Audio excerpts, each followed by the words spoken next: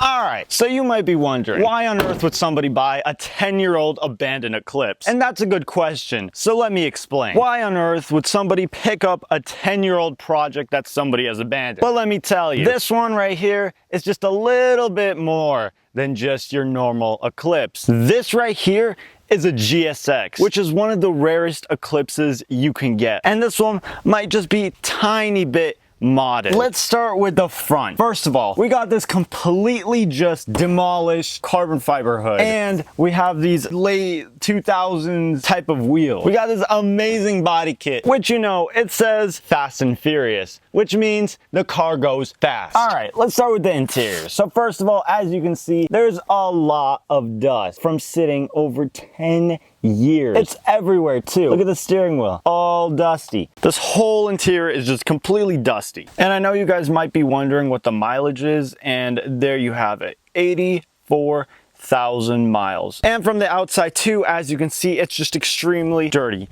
I don't know if you could really be able to see, but as you can see, little spots like right here, it's just super dirty here, there, and behind here and everywhere. It's just fully dirty and dusty. All right, but enough about the exterior of this car. Let's go into the engine bay, which is probably the coolest thing here.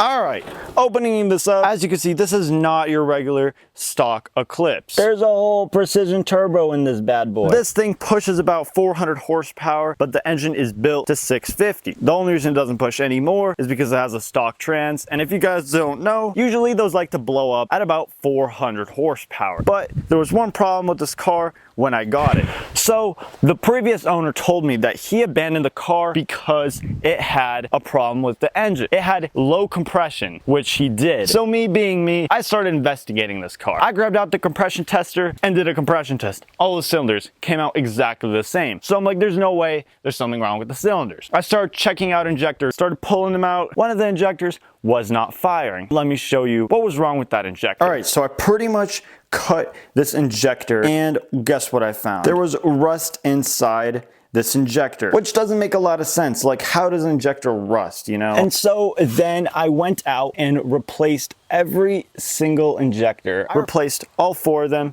with new injectors. And guess what? The engine fired right up quite beautifully. So I know you guys want to hear how this engine sounds. So let me just, you know, quickly start it up for you.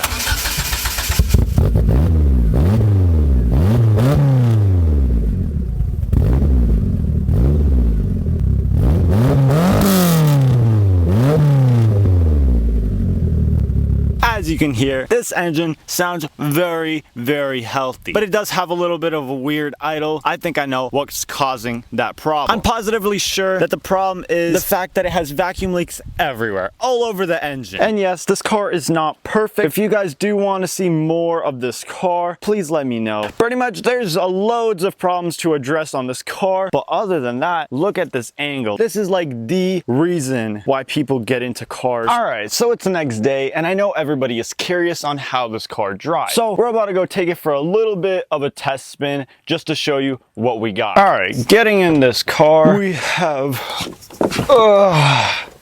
it is a little bit weird. It definitely feels, I guess I'm just a little higher than normal, so it feels a little weird for me to be sitting like this high up. All right, let's put on the seatbelt, making sure it's in neutral. We shall now start it up.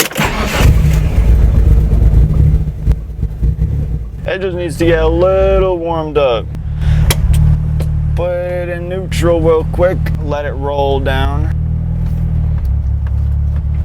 Reverse. All right, that's not how you're supposed to launch it, but whatever, I guess. And now it's time to experience boost.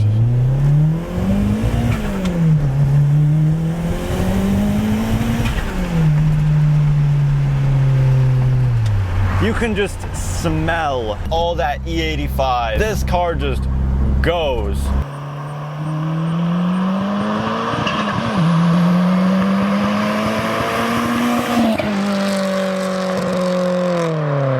Also, you can hear a ton of background noise, which is absolutely fine. It's just, you know, typical Eclipse things, you know? Just give a little bit more boost right here.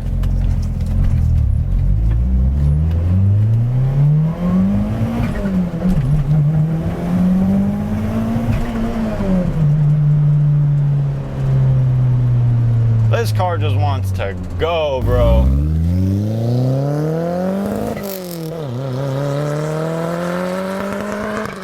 I understand why people like Eclipses now. The car's just fast and just wants to keep going.